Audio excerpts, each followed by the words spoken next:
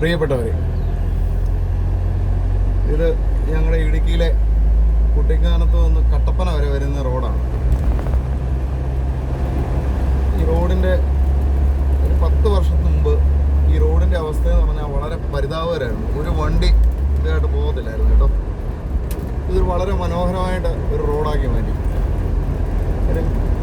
ഈ ഹൈ റേഞ്ചിൻ്റെ ഒരു വികസനം എന്ന് പറയുന്നത് ഇങ്ങനെയാണ് നമ്മൾക്ക് കാണാൻ കഴിഞ്ഞ 10 വർഷം കൊണ്ട് നമ്മുടെ നാട്ടിൽ അല്ലെങ്കിൽ നിങ്ങളുടെ ഈ നാട്ടിൽ സംഭവിച്ച മാറ്റമാണേ. അപ്പം നമ്മുടെ ഈ തെരഞ്ഞെടുപ്പൊക്കെ കഴിഞ്ഞിരിക്കുന്ന ഈ സമയമല്ല, അടുത്ത ഏത് ഗവൺമെൻറ് വന്നാൽ ഇതുപോലെ തന്നെ ഇച്ഛാശക്തിയുള്ള ഒരു ഗവൺമെൻറ് ആയിരിക്കണം വരേണ്ടത്. ആൾക്കാരൊക്കെ വോട്ടൊക്കെ ചെയ്തു. ഇത് ചപ്പാത്തെന്ന് പറയുന്ന സ്ഥലമാണ്, അങ്ങോട്ടാണ് എടുത്തുകൊണ്ടിരിക്കുന്നത്. ഈ ഇടുക്കി ജില്ലയുടെ ഒരു പ്രത്യേകത എന്നാണെന്ന് ചോദിച്ചു കഴിഞ്ഞാൽ ഇവിടെ ഒത്തിരി പ്രശ്നങ്ങളുണ്ട്. ഇവിടെ ഈ ഭൂപ്രശ്നം എന്ന് പറയുന്നത് ഏറ്റവും വലിയൊരു പ്രധാനപ്പെട്ട കാര്യമാണ്. അതായത് ഇവിടുത്തെ കുടിയേറ്റം എന്ന് പറഞ്ഞാൽ ഒരു 1940 ശേഷം തുടങ്ങുന്നതാണ്. 1900 എൻ്റെ കാരണവന്മാരൊക്കെ വന്നതെന്ന് പറഞ്ഞു കഴിഞ്ഞാൽ, അല്ലെങ്കിൽ പൂർവികർ വന്നതെന്ന് പറഞ്ഞു കഴിഞ്ഞാൽ 1947 വന്നതാണ്. അപ്പം നമുക്ക് ഈ സെക്കൻഡ് വേൾഡ് വാറൊക്കെ കഴിഞ്ഞ് കഴിഞ്ഞിട്ട് ഈ ഗ്രോമോർ ഫുഡ് പ്ലാനിൻ്റെ ഇതനുസരിച്ച് അങ്ങനെയൊരു പദ്ധതി ഉണ്ടായിരുന്നു, ദാരിദ്ര്യം നിർമ്മാർജ്ജനം ചെയ്യാൻ വേണ്ടിയിട്ട്. അപ്പം അതിൻ്റെ ഭാഗമായിട്ട് ഇവിടെ ഈ സ്ഥലം അലോക്കേറ്റ് ചെയ്ത് കൊടുത്തായിരുന്നു. അവിടെ നിന്നുള്ള ഏതോ അന്ന് തിരുവിതാംകൂറിൻ്റെ കീഴിലാണ് ഇത് രാജ്യം. ഇവിടെ സ്ഥലം അലോക്കേറ്റ് ചെയ്തു. അന്ന് നിങ്ങൾക്കറിയാമല്ലോ, അന്ന് ഈ വലിയ എഴുത്തും വായന അറിയാൻ മേലാത്ത അല്ലെങ്കിൽ അങ്ങനെയുള്ള നമ്മുടെ പൂർവ്വപിതാക്കന്മാർ അങ്ങനെയുള്ള ആൾക്കാരായിരുന്നു. അപ്പോൾ അവിടെ നിന്ന് വന്നു കഴിഞ്ഞിട്ട് പിന്നെ 1957 എനിക്ക് തോന്നുന്നു, എൻ്റെ ഓർമ്മ ശരിയാണെങ്കിൽ, ആദ്യത്തെ പട്ടയം ഇഷ്യൂ ചെയ്യുന്നത് കരനൽ പട്ടയം എന്തോ അങ്ങനത്തെ എന്തൊരു സാധനമാണ് ഇഷ്യൂ ചെയ്യുന്നത്. പക്ഷേ പട്ടയരേഖകളൊന്നുമില്ല ഇടുക്കി ജില്ലയിൽ. അത് കഴിഞ്ഞിട്ട് പിന്നെ സംഭവിച്ചതെന്ന് വെച്ചാൽ, അന്ന് ആദ്യകാലത്ത് കുടിയേറി വന്ന ആൾക്കാരാണ്. നിങ്ങൾക്കറിയാമല്ലോ, രാജ്യത്ത് എല്ലാ ഭാഗത്തും ആദ്യ മനുഷ്യവാസം ഇല്ലാത്തോളം മുഴുവൻ ഫോറസ്റ്റ് ഏരിയ തന്നെയായിരുന്നു, അല്ലെന്ന് പറയാൻ പറ്റുമോ. അപ്പോൾ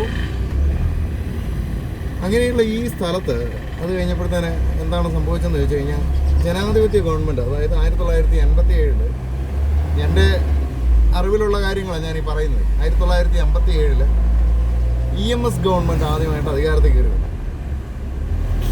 അധികാരത്തിൽ വന്നതിന് ശേഷം ഇവിടുത്തെ, അതായത് ഫോറസ്റ്റ് ലാൻഡ് സ്ഥലത്തിൻ്റെ ഇത് നടക്കുമല്ലോ, സംസ്ഥാനത്തിൻ്റെ വിസ്തീർണം എത്രയാണ്, സംസ്ഥാനത്തിൻ്റെ റിസോഴ്സുകൾ പറഞ്ഞു കഴിഞ്ഞാൽ സമ്പത്ത് എന്താണെന്നുള്ള ഒരു കണക്കെടുപ്പ് നടക്കണമല്ലോ. അപ്പം അങ്ങനെ ഒരു കണക്കെടുപ്പ് സ്റ്റാർട്ട് ചെയ്തു. വനം എന്തേരെയുണ്ട്, അങ്ങനെയുള്ള കാര്യങ്ങളൊക്കെയാണ് അതിൻ്റെ അകത്ത് കണക്കെടുത്തത്.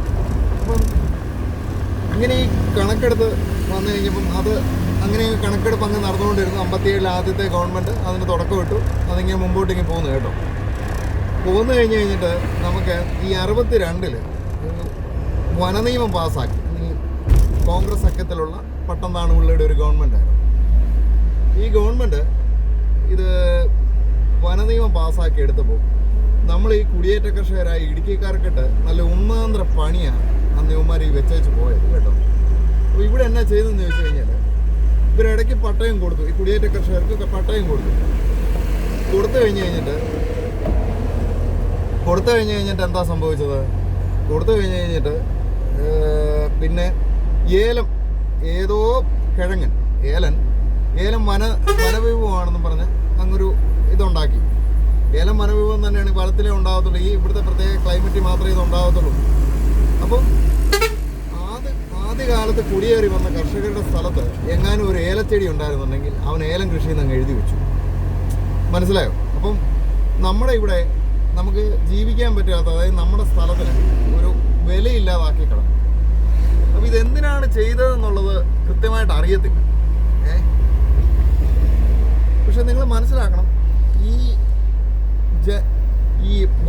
ഇത് വനവിഭവമാണെന്ന് അന്ന് എഴുതി വെച്ചത് ഏതാണ്ട് രാജാക്കന്മാരുടെ കാലത്ത് ഏതോ പഴശ്ശിരാജാവോ ഏതോ പഴച്ചവരോ എഴുതി വെച്ചു. കാര്യം വേറെ ആരും നാട്ടുകാർ ഇത് കൃഷി ചെയ്ത് ഇതിൻ്റെ അകത്ത് ലാഭം ഉണ്ടാക്കരുത്. അപ്പോൾ അതിന് വേണ്ടിയിട്ട് എഴുതി വെച്ചൊരു നിയമം. എന്നാൽ ജനാധിപത്യ സർക്കാർ വരുമ്പം ജനങ്ങളുടെ ഭാവം കൂടെ കേട്ടിട്ട് കൃഷി ചെയ്യുന്ന സാധനമാണെന്ന് അതൊരു കാർഷിക വിളയാണെന്നുള്ളത് അന്ന് ആദ്യകാലത്ത് നമുക്ക് കാർഷിക വിള മാത്രമല്ലേ ഉള്ളൂ.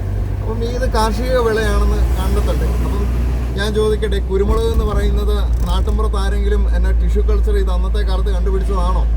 ഒന്നും അല്ലല്ലോ. ഇതെല്ലാം മനവികമാണ്. ഈ ഭൂമിയിലുണ്ടാകുന്ന സകല സാധനങ്ങളും അല്ലെങ്കിൽ ആദ്യം വനത്തിലുണ്ടായ സാധനം തന്നെയാണ്. ചക്ക നമ്മൾ കഴിക്കുന്ന നമ്മുടെ മലയാളികളുടെ പ്രിയപ്പെട്ട സാധനം, ഇത് വനത്തിലല്ലേ ഉണ്ടായത്. അപ്പം ഈ കൃഷി ചെയ്ത ഈ സ്ഥലം 1940 കാലഘട്ടത്തിൽ ഇവിടെ കയറി വന്ന കർഷകരുടെ സ്ഥലത്തിൻ്റെ അകത്ത് ഈ സർക്കാർ ഉദ്യോഗസ്ഥന്മാരും റവന്യൂ ഡിപ്പാർട്ട്മെൻറ്റ് ഫോറസ്റ്റ് ഉദ്യോഗസ്ഥന്മാർ ഇവർ ചെയ്ത ഒരു പണി എന്നാണെന്ന് ചോദിച്ചു കഴിഞ്ഞാൽ, ഇത് മുഴുവൻ വനനിയമമായിട്ടങ്ങ് വനത്തിൻ്റെ ഭാഗമായിട്ട് അങ്ങ് എഴുതി വെച്ചു. എന്നിട്ട് നമ്മൾ ഇടുക്കിക്കാർക്ക് എന്നാ ചെയ്തു വെച്ചതെന്ന് ചോദിച്ചു കഴിഞ്ഞാൽ, സ്ഥലത്തിൻ്റെ അവകാശം കുത്തകപ്പാട്ടം. ഏതാ അന്ന് സർക്കാർ നോക്കുമ്പം എന്തെങ്കിലും ഒരു സാധാരണക്കാരൻ നോക്കുമ്പോൾ എന്തെങ്കിലും ഒരു സർക്കാർ രേഖ നമ്മുടെ കൈ വേണ്ടേ, നമ്മുടെ വസ്തുവാണെന്നായിരിക്കും. അപ്പോൾ അവരെന്നാ ചെയ്തു, അവിടെ ചെന്നിട്ട് കുത്തകപ്പാട്ടത്തിൻ്റെ ആപ്ലിക്കേഷൻ കൊടുക്കുമ്പോൾ കുത്തകപ്പാട്ടത്തിൻ്റെ ആപ്ലിക്കേഷൻ കൊടുത്തു. ഇപ്പോൾ എന്നതായി, ആ കുത്തകപ്പാട്ടം റിന്യൂ ചെയ്ത് കൊടുക്കുന്നില്ല. അത് കാടാണെന്ന് പറഞ്ഞു. അത് കഴിഞ്ഞിട്ട് പിന്നെ അപ്പം ഇതിൻ്റെ എല്ലാ നിയമവശങ്ങളോ ഇങ്ങനത്തെ കാര്യങ്ങളൊന്നും പബ്ലിക്കലി അനൗൺസ് ചെയ്തിട്ടില്ല അവർ ചെയ്യുന്നത് കേട്ടോ. അപ്പം അത് കഴിഞ്ഞിട്ട് ഏലം ചെയ്തിരിക്കുന്നത്, അപ്പം വലിയ തോട്ടക്കാരൊക്കെ കാണും. അതായത് ഒരു 10 ഏക്കറിന് മേളിലോ 15 ഏക്കറിന് മേളിലുള്ള ആൾക്കാരുടെയോ അല്ലെങ്കിൽ എങ്ങനെയാണെന്ന് തോന്നുന്നു, എനിക്കറിയത്തില്ല. പക്ഷേ അവരോട് പറഞ്ഞു, ഒരു പ്രത്യേക മേല കണ്ടു കഴിച്ച് അവർ പറഞ്ഞു, ഇന്ന സ്ഥലത്ത് ഏലപ്പട്ടയം കൊടുത്തേക്കാന്ന് പറഞ്ഞു. ഏലം കൃഷി ചെയ്യാനായിട്ടുള്ള പട്ടയം കൊടുത്തേക്കാം. ഇപ്പോൾ റബ്ബറിന് കൃഷി ചെയ്യാൻ, കാപ്പി കൃഷി ചെയ്യാനായിട്ടും കൊടുക്കുന്ന പോലെ ഒരു പട്ടയം കൊടുത്തേക്കാന്ന് വെച്ചു. അപ്പോൾ അന്നത്തെ കാലത്ത് ഈ കുടിയേറ്റ കർഷകർ വന്ന് കയറി വെട്ടിപ്പിടിച്ച്, അല്ലെങ്കിൽ വെട്ടിപ്പിടിച്ചെന്ന് പറഞ്ഞു കഴിഞ്ഞാൽ കാട് വെട്ടിത്തെളിച്ച് ഇതെല്ലാം റെഡിയാക്കിയെടുത്ത് കൃഷിയോഗ്യമാക്കിയെടുത്ത് ഇത്രയും കാര്യങ്ങൾ ഇവിടെ ചെയ്തു കേട്ടോ. ഇവിടെ ഈ ഇടുക്കി ജില്ലയിൽ ഉണ്ടാകുന്ന റവന്യൂ എന്ന് പറഞ്ഞു കഴിഞ്ഞാൽ, അതായത് വണ്ണമ്മേട് പഞ്ചായത്തിലും ചക്കുവള്ളം, ആനവിലാസം ഈ ഭാഗങ്ങളിലൊക്കെ ഉണ്ടാകുന്ന റവന്യൂ എന്ന് പറഞ്ഞാൽ കേരളത്തിൽ ഒരു സ്റ്റേറ്റിലും ഉണ്ടാകുന്നതിനെക്കാട്ടി കൂടുതൽ റവന്യൂ ആണ് കൃഷി വിളയിൽ നിന്ന് ഇവിടുന്ന് ഉണ്ടാക്കി കൊടുക്കുന്നത്. സർക്കാരിന് നല്ല വരുമാനമുണ്ട്. അപ്പം ഇത് അങ്ങ് ഇവിടുത്തെ കർഷകരെ നശിപ്പിക്കാനായിട്ടും അവന് എന്തെങ്കിലും ഒരു കാർഷിക ലോണോ എന്തെങ്കിലും ഒരെണ്ണം എടുക്കണമെന്നുണ്ടെങ്കിൽ ഇതിന് പട്ടയം വേണേ. അപ്പോൾ ഇതിന് പട്ടയമില്ലാത്ത അവസ്ഥയിലേക്ക് അവർ ഉണ്ടാക്കി കൊടുത്തു. അതായത് സർക്കാർ ഉദ്യോഗസ്ഥരെന്ന് പറയുന്ന ആൾക്കാർ ഒരു കാര്യത്തെക്കുറിച്ച് പഠിക്കാതെ ഇങ്ങനെ പലതരത്തിൽ ഇങ്ങനെ, അല്ലെങ്കിൽ ഇവർ വരുമ്പോൾ എന്നാലും കൈമണിയൊക്കെ കൊടുക്കണമായിരിക്കും. അങ്ങനെ ഒരു നാട്ടു നടപ്പ് പണ്ട് തൊട്ടേ ഉണ്ടല്ലോ. അപ്പം എല്ലാവരും അങ്ങനെയാണെന്ന് പറയത്തില്ല. എന്നാലും നല്ലൊരു ശതമാനം ആൾക്കാരും ഈ അധ്വാനിക്കാതെ പൈസ കിട്ടുന്നതിനോട് ഭയങ്കര താല്പര്യമുള്ള ആൾക്കാരാണ്. പ്രത്യേകിച്ച് സർക്കാർ ഉദ്യോഗസ്ഥന്മാർ, അവർക്കതൊക്കെ കിട്ടുന്നത് വളരെ സന്തോഷമാണ്. അപ്പം എന്നതെങ്കിലും കൊടുത്തില്ലെങ്കിൽ ചിലപ്പം അവനിന്ന് വൈകിട്ട് ഒരു ഫുള്ളോ ഒരു പൈൻറ്റോ അല്ലെങ്കിൽ വല്ല കപ്പ ബിരിയാണി തിന്നാനായിട്ട് ഇരിക്കുകയായിരിക്കും. അന്നേരം ആയിരിക്കും നമ്മളെ വിളിച്ച് എന്നതെങ്കിലും, അല്ലെങ്കിൽ ഇനി ഒരു സ്ഥലത്തിൻ്റെ കാര്യമോ എന്നതെങ്കിലും ഒന്ന് കാണിക്കുന്നത്. അന്നേരം ഇവരെന്നാ ചെയ്യും, നമ്മുടെ സ്ഥലത്തിൻ്റെ അങ്ങ് പണിയും. ഇതുപോലെ ഏലോമോ എന്നതേലും ഒരു കൊസറാക്കൊള്ളി അങ്ങ് എഴുതി വെക്കും. ഇത് തിരുത്താനായിട്ട് നമ്മളെ കൊണ്ട് പറ്റുമോ? ഇവൻ്റെ കക്ഷത്തിലിരിക്കുന്ന പുസ്തകം എടുത്ത് നമുക്ക് എന്നാ ചെയ്യാൻ പറ്റും? അപ്പം അങ്ങനെ നമ്മളെ മനഃപൂർവ്വമായി ഉപദ്രവിച്ച് നമ്മുടെ സ്ഥലത്തിൻ്റെ ഭൂപ്രശ്നം, ഇടുക്കിയിലെ ഭൂപ്രശ്നം വല്ലാണ്ടാക്കി കളഞ്ഞു. എനിക്ക് വയനാട്ടിലെ പ്രശ്നം അറിയത്തില്ല, സകല കുടിയേറ്റ കർഷകർക്കും ഇതുപോലുള്ള ഒത്തിരി പ്രശ്നങ്ങളുണ്ട്. ഇതിന് ഏറ്റവും കൂടുതൽ ഈ പ്രശ്നം ഉണ്ടാക്കുന്ന കുറേ പരിസ്ഥിതിവാദികളുണ്ട്. ഈ മറ്റവന്മാരെന്നാൽ പിന്നെ ഇവനൊക്കെ പരിസ്ഥിതിക്കാണെങ്കിൽ വല്ല പൊത്തിലുമാണ് താമസിക്കുന്നത്, അതുമല്ല. ഇങ്ങനെയുള്ള ആൾക്കാർ ഏറ്റവും കൂടുതലുള്ളത് ഞാൻ കണ്ടിട്ടുണ്ടല്ലോ. ഈ കോൺഗ്രസ്സുകാരാണ് ഈ ജനങ്ങളെ ഉപദ്രവിക്കുന്നതിൻ്റെ ഞാൻ കണ്ടിരിക്കുന്നത്. ഈ കതറിട്ട് ഈ വെള്ള വസ്ത്രം ഇട്ട് നടക്കുന്ന ഇവർക്ക് സാമാന്യം ഇവർ ഈ പുസ്തകം വായിച്ചുള്ള ഒരു അറിവ് കാണും. അല്ലെങ്കിൽ ഏതെങ്കിലും ഒരു യൂണിവേഴ്സിറ്റിയിലോ വലിയ പ്രൊഫസർമാരും ഒക്കെ ഉണ്ട് കേട്ടോ. ഇവന്മാർ ഏതെങ്കിലും യൂണിവേഴ്സിറ്റിയിലോ അല്ലെങ്കിൽ വല്ല ഇൻ്റർനാഷണൽ സെമിനാറിലോ പോയി അങ്ങ് പങ്കെടുക്കും. എന്നിട്ട് വല്ല പരിസ്ഥിതിയെക്കുറിച്ചും ഒക്കെ അങ്ങ് പഠിക്കുക. അപ്പം പഠിച്ചു തന്നു കഴിയുമ്പം ഇവിടുത്തെ സാധാരണ കൃഷിക്കാരനോ സാധാരണ ആൾക്കാർക്കോ ഇവിടെ പരിസ്ഥിതി നോക്കുന്നതാണോ, അവൻ്റെ പറമ്പിലും പിള്ളേരുടെ കാര്യങ്ങൾ നോക്കുന്നതാണോ ഏറ്റവും പ്രധാനപ്പെട്ട കാര്യം? അപ്പോൾ ഈ പെടച്ചവന്മാർ പോയി പഠിച്ചുകൊണ്ട് വന്നാൽ ഇവനൊക്കെ ഈ നാട്ടിലെ ഒരു വലിയ പ്രമാണിയായിരിക്കും, ഇവനൊക്കെ വേദിയും കിട്ടും. അപ്പോൾ അവിടെ ചെന്ന് കഴിഞ്ഞിട്ട് ഇത്തരം കാര്യങ്ങൾ അങ്ങ് ഛർദ്ദിക്കും. അവിടുന്ന് പഠിച്ചു അവിടുന്ന് എങ്ങാണ്ട് കേട്ടത് വല്ലവൻ്റെ മായിൻ്റെ ഛർദ്ദിൽ കേട്ടോണ്ട് വന്നിട്ട് നമ്മുടെ നാടിന് പറ്റിയതാണോ അല്ലയോ എന്നൊന്നും അറിയത്തില്ല. നാട്ടുകാർക്ക് ഉപദ്രവം ഉണ്ടാകുന്ന സാധനമാണോ അങ്ങനെയൊന്നും അറിയത്തൊന്നുമില്ല. അവന്മാരങ്ങ് ഛർദ്ദിക്കും. ഇനി പോട്ടെ, ഫോറസ്റ്റ് ഏരിയയിൽ ടൂറിസ്റ്റ് പ്ലേസ് ഉണ്ട്, അവിടെ ഒരു കക്കൂസ് പണിയണമെന്ന് വെച്ച് കഴിഞ്ഞാൽ ഈ പരിസ്ഥിതി മറ്റവന്മാർ കയറി അങ്ങ് ഇടപെടും കേട്ടോ. പരിസ്ഥിതിയൊക്കെ വേണം, പരിസ്ഥിതി സംരക്ഷിക്കേണ്ടത് സർക്കാരിൻ്റെ പോളിസിയാണ്. യുവമാർ സാങ്കലിടത്തും കൊണ്ട് കൊസറക്കൊള്ളി ഉണ്ടാക്കി വെച്ചിട്ട് നമ്മുടെ നാടിൻ്റെ വികസനവും ഈ നാട്ടുകാർക്ക് ജീവിക്കാൻ പറ്റാത്ത സാഹചര്യം ഉണ്ടാക്കി തരുന്നത് ഇവരാണ്. അപ്പോൾ ഞാൻ ചോദിക്കട്ടെ, ഇങ്ങനെ ഈ ഇടുക്കിയിൽ ഈ പിന്നെ ഇപ്പം ഇവർ വലിയ പരിസ്ഥിതി സ്നേഹമൊക്കെ പറയുന്നത്, ഇപ്പോൾ ഈ റോഡുണ്ടായി, ഇവന്മാർക്ക് എത്രയോ കിലോമീറ്റർ കണക്കിന് എത്രയോ ഏക്കർ സ്ഥലമാണ് ഈ കൺസ്ട്രക്ഷന് വേണ്ടിയിട്ട് പോയേക്കുന്നത്. മണ്ണെടുത്ത് പോയേക്കുന്നു. അപ്പം മണ്ണ് ലാൻഡ് സ്ലൈഡിങ് ഉണ്ടാകത്തില്ലേ? അപ്പോൾ ഇങ്ങനത്തെ കാര്യങ്ങളൊക്കെ ഉണ്ട്. അപ്പം ഇതൊക്കെ എന്ന് പറഞ്ഞു കഴിഞ്ഞാൽ മനുഷ്യൻ പ്രകൃതിയെ ചൂഷണം ചെയ്ത് തന്നെയാണ് ജീവിച്ചിരിക്കുന്നത്. പ്രകൃതിക്കിണങ്ങിയല്ല ജീവിക്കുന്നത്. അപ്പോൾ പ്രകൃതിക്കിണങ്ങി ജീവിക്കണമെന്നുള്ളവർ ഇപ്പോൾ ആദിവാസികളുണ്ട്, അവർ പ്രകൃതിക്കിണങ്ങിയാണ് ജീവിക്കുന്നത്. അങ്ങനെയുള്ളവർ അങ്ങോട്ടാണ് പോകേണ്ടത്. സാധാരണ മനുഷ്യൻ്റെ ജീവിതത്തിൽ കയറി ഇടപെടുന്ന ഇത്തരം പിന്നെ കുൽസിത ശക്തികളെ, അതായത് കുൽസിത ബുദ്ധിക്കാരെ ഒന്നീ നാട് കിടക്കും, അല്ലെങ്കിൽ അവനെയൊക്കെ വഴി കിട്ടുന്നിടത്ത് വെച്ച് പെടലി അടിച്ചു പിടിക്കുക. കാര്യം നമുക്കൊക്കെ ഉണ്ടാകുന്ന നമ്മൾ ഈ സർക്കാർ ഓഫീസുകളിൽ ഒരു ദിവസത്തെ ജോലിയും കളഞ്ഞ് ഇതിൻ്റെയൊക്കെ പട്ടയം കിട്ടാനായിട്ടും ബാക്കിയുള്ള കാര്യത്തിനും വേണ്ടിയിട്ട് ഓടുന്നതിൻ്റെ വിഷമമൊന്നും ഇവനൊന്നും മനസ്സിലാകത്തില്ല. ഇവനൊരു ഇവനൊന്നും വേറൊരു പണിയില്ല, ഭൂമിയെ കുറിച്ച് പണിയത്തില്ല. നമ്മളെപ്പോലുള്ള സാധാരണ ജനങ്ങൾ ഈ പറമ്പിൽ പണിത് ആദായം ഉണ്ടാക്കി കൊടുക്കുന്ന അതിൻ്റെ അകത്തു നിന്ന് കിട്ടുന്ന നികുതി വരുമാനത്തിൽ നിന്ന് ഇവനൊക്കെ ശമ്പളവും പെൻഷനും ഒക്കെ മേടിച്ച് തീറ്റയും കഴിഞ്ഞിട്ടാണ് ഇവനൊക്കെ എല്ലിനിടയിൽ കയറി കഴിയുമ്പോൾ നമ്മുടെ നെഞ്ചത്തോട്ട് കയറും. കാര്യം വേറൊരു പണി ഇവന് ചെയ്യാനില്ല. താളം വിട്ട് ജീവിച്ചേ. അപ്പം ഈ അന്നം തരുന്നവൻ്റെ നെഞ്ചത്തോട്ട് തന്നെ കയറണം. അപ്പം ഇവനൊക്കെ എന്ന് പറഞ്ഞു കഴിഞ്ഞാൽ എന്നതാ പറയുന്നത്, മലയാളത്തിൽ നല്ല വാക്കുകളുണ്ട്, അതൊന്നും ഞാൻ പറയുന്നില്ല. അപ്പോൾ ഇത്തരം ആൾക്കാരുടെ രീതികൾ നിങ്ങൾ കണ്ടറിയണം, ഇവരെതിരെ പ്രതിരോധം തീർക്കണം. അപ്പം നമ്മുടെ ഇടുക്കി ജില്ലയിലെ ഭൂമിയുടെ പ്രശ്നത്തിന് ശാശ്വതമായ പരിഹാരം ഈ ഗവൺമെൻറ്റുകൾക്ക് ഉണ്ടാക്കാൻ കഴിയണം. ഈ കഴിഞ്ഞ LDF ഗവൺമെൻറ് അതിനകത്തൊക്കെ ഒത്തിരി മുന്നേറാൻ കഴിഞ്ഞിട്ടുണ്ട്. അപ്പോൾ അടുത്തത് UDF ഗവൺമെൻറ്റാണ് വരുന്നതെങ്കിൽ എനിക്കറിയത്തില്ല, സത്യം പറഞ്ഞു കഴിഞ്ഞാൽ കണ്ടറിയേണ്ടിയിരിക്കുന്നു. കാര്യം അവർ എൻ്റെ ഒരു 10-45 വയസ്സുണ്ട്. ഇതിനോടിടയ്ക്ക് ഞാൻ കണ്ട, അതായത് തിരിച്ചറിവ് കാലം തൊട്ട് 10-18 വയസ്സ് തൊട്ട് നമ്മൾ പത്രം വായനയും രാഷ്ട്രീയമൊക്കെ കണ്ടുകൊണ്ടിരിക്കുന്നു. കണ്ടതിൻ്റെ അകത്ത് ഞാൻ മനസ്സിലാക്കിയിരിക്കുന്ന ഒരു കാര്യം, അവരവരുടെ സ്വന്തം കീശ വീർപ്പിക്കാൻ വേണ്ടിയിട്ടും അവർക്ക് ഈ പളുകുളത്തെ കുപ്പായം ഇട്ട് ഈ വണ്ടിയെ കയറി നടക്കാനും അവർക്ക് പണം പിരിക്കാനും വേണ്ടിയിട്ടുള്ള ഒരു ഉപാധിയായിട്ടാണ് ഈ കോൺഗ്രസ്സുകാർ രാഷ്ട്രീയത്തെ കാണുന്നത്. പിന്നെ അവർ ചെയ്യുന്ന ഒരു പരിപാടി എന്നാന്ന് വെച്ചാൽ ഇങ്ങനത്തെ കുറേ, ഇപ്പം ഞാൻ പറഞ്ഞില്ലേ, യാതൊരുവിധ ശാസ്ത്രീയത, നമ്മുടെ ഒരു സംസ്ഥാനം ഒരു ടൂറിസ്റ്റ് ഫ്രണ്ട്ലി ആയിട്ടുള്ള ഒരു സംസ്ഥാനമാണെന്നുണ്ടെങ്കിൽ അത്യാവശ്യം ബാറുകളും മദ്യമൊക്കെ വേണം. ഇല്ലെങ്കിൽ നമുക്ക് ടൂറിസ്റ്റ് അല്ലെങ്കിൽ നമുക്ക് എങ്ങനെയാണ് ടൂറിസം വികസിക്കുന്നത്? ഞാൻ ചോദിക്കട്ടെ, ഇത് കുടിക്കേണ്ടാത്തവൻ അതൊന്നും കുടിക്കേണ്ടെന്നങ്ങ് വെച്ചാൽ പോരെ? ആരെങ്കിലും വഴിയെ പോകുന്നവരെ ആരെങ്കിലും കയറി വായി പിടിച്ചൊഴിക്കുന്നുണ്ടോ? വ്യഭിചരിക്കാൻ പോകും. അങ്ങനെ പല കാര്യങ്ങൾ ചെയ്യാൻ പോകുന്നവരൊക്കെ അത്തരം കാര്യങ്ങൾ ചെയ്യട്ടെ. ചെയ്യാത്തവൻ ഇതിനെക്കുറിച്ച് വറീഡ് ആവേണ്ട കാര്യമൊന്നുമില്ല. അതൊക്കെ ഓരോരുത്തരുടെ ഡിസ്ക്രിമിനേഷൻ അല്ലേ. അപ്പോൾ അങ്ങനെ ചെയ്യുമ്പോൾ അതിൻ്റെ അകത്ത് അത് രാജ്യത്തെ നിയമം അനുസരിച്ച് തെറ്റാണെന്നുണ്ടെങ്കിൽ അതിനുള്ള ചിട്ട നടപ്പാക്കി കൊടുക്കണം. ശരിയല്ല? അത്തരത്തിലല്ലേ ആൾക്കാർ കാര്യങ്ങൾ ചെയ്യേണ്ടത്. അപ്പം ഇതെന്ന് പറഞ്ഞു കഴിഞ്ഞാൽ അശാസ്ത്രീയമായിട്ട് ഉമ്മൻചാണ്ടി ആണെങ്കിലും ആൻ്റണി ആണെങ്കിലും ബാറ് നിർത്തുന്നു, കള്ള് നിർത്തുന്നു. പിന്നെ ഈ സംസ്ഥാനത്തിൻ്റെ ഫണ്ട് കണ്ടെത്തുന്നത് എങ്ങനെയാണെന്ന് അറിയത്തില്ല. പിന്നെ ഇങ്ങനെ ഇതുപോലുള്ള ഈ നിയമ ഭേദഗതി പ്രശ്നവുമായിട്ടുള്ള കാര്യത്തിൻ്റെ അകത്ത് യാതൊരുവിധ നിലപാട് സ്വീകരിക്കുന്നില്ല. കോടതിയിൽ നിന്ന് എങ്ങാനും ഒരു ഉണ്ടാസോ ആരെങ്കിലും രണ്ട് പ്രകൃതി സ്നേഹികളൊരു 10 പേരും കൂട്ടി ഒരു സമരമോടെ ചെയ്ത് കഴിഞ്ഞ് കഴിഞ്ഞാൽ അന്നേരം എന്നാൽ വേണ്ട, എന്നാൽ അങ്ങോട്ട് മാറ്റി വെച്ചേക്കാം, ആ ഒരു രീതിയിലാണ്. ജനോപകാരപ്രദമായിട്ടുള്ള കാര്യങ്ങൾ ചെയ്യുവാനായിട്ട് ഇവർക്ക് ഇതുവരെ ഞാൻ കണ്ടിട്ടില്ല കേട്ടോ. അങ്ങനത്തെ ഒരു കാര്യങ്ങൾ ചെയ്യുന്നതായിട്ടൊന്നും കണ്ടിട്ടില്ല. പിന്നെ കുറേ ബിൽഡിങ്ങൊക്കെ അവിടെ ഉണ്ടാക്കിയിടും, കുറേ കല്ലുമൊക്കെ പാകിയിടും. ഞങ്ങൾ കണ്ട സ്വപ്നമാണെന്ന് പറയും, പൂർത്തീകരിക്കുക. അങ്ങനത്തെ കാര്യങ്ങളൊക്കെയാണ് കണ്ടേക്കുന്നത്. LDF വന്നാലും ശരി, UDF വന്നാലും ശരി. ഞാനൊരു സാധാരണ കൃഷിക്കാരനാണ്. നമ്മുടെ ഇവിടുത്തെ ഭൂമിയുടെ പ്രശ്നങ്ങൾ തീർക്കാൻ പറ്റണം. കാര്യം ഇത് ജനാധിപത്യ ഗവൺമെൻറ്റാണ്.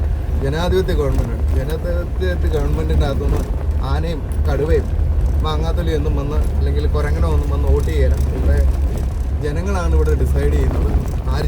പിന്നെ ഗവൺമെൻറ്റിനെ തീരുമാനിക്കും. അത് ജനങ്ങളുടെ എല്ലാ കാര്യങ്ങളും സംരക്ഷിക്കാൻ വേണ്ടിയിട്ടായിരിക്കണം, അല്ലാണ്ട് ജനങ്ങളെ ഉപദ്രവിക്കാൻ വേണ്ടിയിട്ടാവരുത്. നിങ്ങൾക്ക് 57 അല്ലെങ്കിൽ 63, 70, 80 അങ്ങോട്ടൊരു സർവേ കഴിഞ്ഞിട്ട് ഒരു വനം ഉണ്ടാക്കി വെച്ചിട്ടുണ്ട്. ആ വനം അതിൻ്റെ അകത്ത് ഏത് കാലം തൊട്ട് 1930 തൊട്ട് ഉള്ള വനത്തിൻ്റെ അകത്ത് വലിയ കുറവുകളൊന്നും കേരളത്തിൽ സംഭവിച്ചിട്ടില്ല. അപ്പം ആ വനം അപ്പോൾ അത് വനത്തിൻ്റെ പരിധിയിലല്ലാത്ത സകല കൃഷി സ്ഥലങ്ങൾക്കും ഒരുപാടുള്ള പട്ടയം കൊടുക്കണം. പിന്നെ പ്രധാനപ്പെട്ട ഒരു കാര്യം കേട്ടോ, 63 പട്ടയം തന്നേ. ആ പട്ടയം തന്നു കഴിഞ്ഞിട്ട് ഇപ്പം ഈ റോഡ് സൈഡിലും അവിടെ ഇവിടെയൊക്കെയുള്ള സ്ഥലവും വീടും ഒക്കെ ഉള്ളവർക്ക് ഒരു ഷട്ടർ പണിയാൻ കഴിയുന്നുണ്ടോ? അപ്പം ഇത്തരം നിയമങ്ങൾ ജനങ്ങളെ ഉപദ്രവിക്കാൻ വേണ്ടിയിട്ട് 63 പട്ടയം കിട്ടിയ സകല ആൾക്കാർക്കും, കാര്യം അത് ആദ്യ കാലത്ത് കൊടുത്ത് പട്ടയം 57 കൊടുത്തു കഴിഞ്ഞിട്ട് അന്ന് പട്ടയം എന്നൊക്കെ പറഞ്ഞതേ ഉള്ളൂ. ആർക്കും ഒരു പട്ടയം കിട്ടിയതായിട്ടൊന്നും ഒരു അറിവൊന്നുമില്ല. 63 പട്ടയം പേപ്പറിലാക്കി കൊടുക്കുന്നത്. ഈ പട്ടയം കിട്ടിയ സകല ആൾക്കാർക്ക്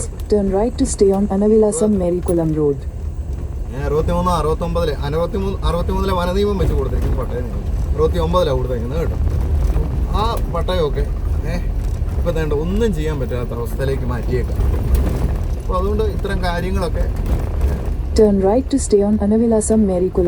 ബോധവാന്മാരാണ് എനിക്ക് പറയാനായിട്ട്. ഇങ്ങനെ വാഗമൺ വരെ പോയതാണ്. പോയി കഴിഞ്ഞപ്പോൾ തന്നെ എനിക്ക് തോന്നി ഇങ്ങനെ ഒരു കാര്യം കൂടെ നേരത്തെ തൊട്ട് ഇങ്ങനെ ആലോചിക്കുന്നത്, ഇങ്ങനെ ഒരു കാര്യം പറയണോ. ക്ഷമിക്കാം, കാര്യം ഞാനൊരു ബ്ലോഗറോ ഒന്നുമല്ല. എനിക്ക് പറയാനുള്ള കാര്യം പറയണമെന്ന് തോന്നി ഞാൻ പറഞ്ഞു. കാര്യം നമുക്ക് വേണ്ടി പറയാനായിട്ട് നമ്മൾ മാത്രമേ ഉള്ളൂ, സാധാരണ കൃഷിക്കാർക്ക് വേണ്ടിയിട്ട് പറയാനായിട്ട് നമ്മൾ മാത്രമേ ഉള്ളൂ. കാര്യം കോടതിയിലെ ജഡ്ജിക്കും വക്കീലിന് ഫീസ് കിട്ടും, ജഡ്ജിക്ക് പിന്നെ മാസം ശമ്പളവും കിട്ടും. നമ്മളെപ്പോലുള്ള കൃഷിക്കാർക്ക് എന്തെങ്കിലും കിട്ടണമെന്നുണ്ടെങ്കിൽ നമ്മൾ ഈ മണ്ണിൽ കിടന്ന് പണിയണം. അതൊന്നും അവരുടെ പ്രശ്നമൊന്നുമല്ല. അവരെ സംബന്ധിച്ച് 1000 കേസിൻ്റെ അകത്ത് അവൻ്റെ ഭൂമി പ്രശ്നം ഒരു പ്രശ്നമാണ്.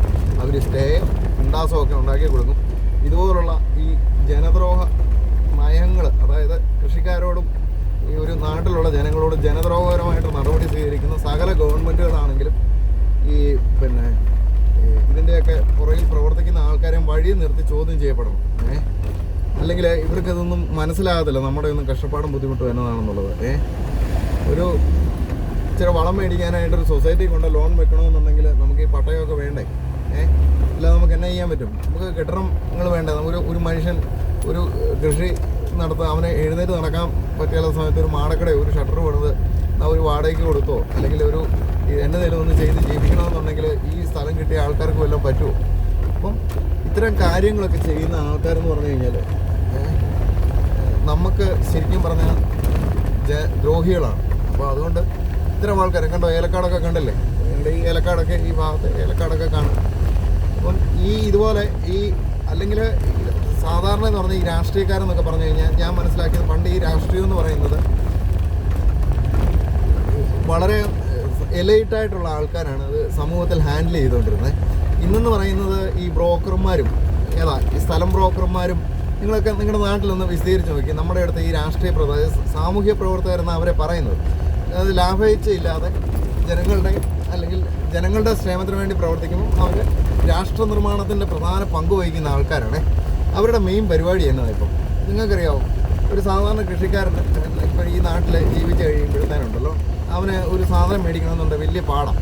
പക്ഷെ ഒരു രാഷ്ട്രീയക്കാരൻ്റെ കാര്യം എടുത്ത് നോക്കി, അവന് ഞാൻ എല്ലാ പാർട്ടിക്കാരും അല്ല പറയുന്നത് കേട്ടോ. നിങ്ങൾക്ക് ഈ വലതുപക്ഷ രാഷ്ട്രീയം പ്രത്യേകിച്ച് കൈകാര്യം ചെയ്യും, ഇടതുപക്ഷത്തിൻ്റെ അകത്തും കാണുമായിരിക്കും ഇങ്ങനെയുള്ള ആൾക്കാരൊക്കെ ഉണ്ടാകുമെങ്കിൽ പുഴുക്കുത്തുകൾ തന്നെ കേട്ടോ.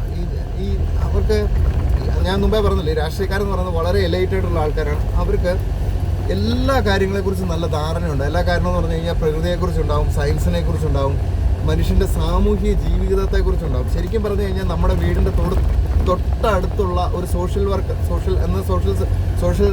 എന്ന് പറയുന്നത് ഒരു പ്രധാനപ്പെട്ട എന്താ പറയുന്നത് ഒരു മെയിൻ സബ്ജക്റ്റ് തന്നെയാണ്. നമ്മുടെ സോഷ്യൽ റിഫോർമേഷന് വേണ്ടിയിട്ട് സമ്മനസ്സരായിട്ടുള്ള ആൾക്കാർ അവർ വളരെയധികം അവരുടെ ജീവിതത്തിനകത്ത് നല്ലൊരു എഫോർട്ട് ഇടുന്ന ആൾക്കാരുണ്ട് കേട്ടോ. പണ്ടങ്ങനെ ഇട്ടതുകൊണ്ടാണ് നമ്മുടെ രാജ്യം ഇന്ന് സ്വതന്ത്ര ജനാധിപത്യ റിപ്പബ്ലിക്കായി മാറിയത് കേട്ടോ. അപ്പം ഞാൻ മനസ്സിലാക്കിയത് ഈ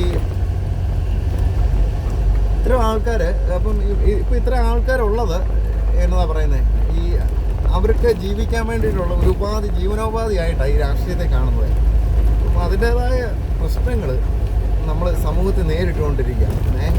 അപ്പം കുറച്ച് ആൾക്കാർക്ക് ഇതുണ്ട്, പക്ഷേ നല്ലൊരു ശതമാനം ആൾക്കാർക്കും ഇന്ന് ജനങ്ങളുടെ ഇടയിൽ അങ്ങനെ പ്രവർത്തിക്കുന്നുണ്ടോ എന്ന് ചോദിച്ചു കഴിഞ്ഞാൽ വളരെ അപൂർവമായിട്ട് കുറച്ച് പേരേ ഉള്ളൂ.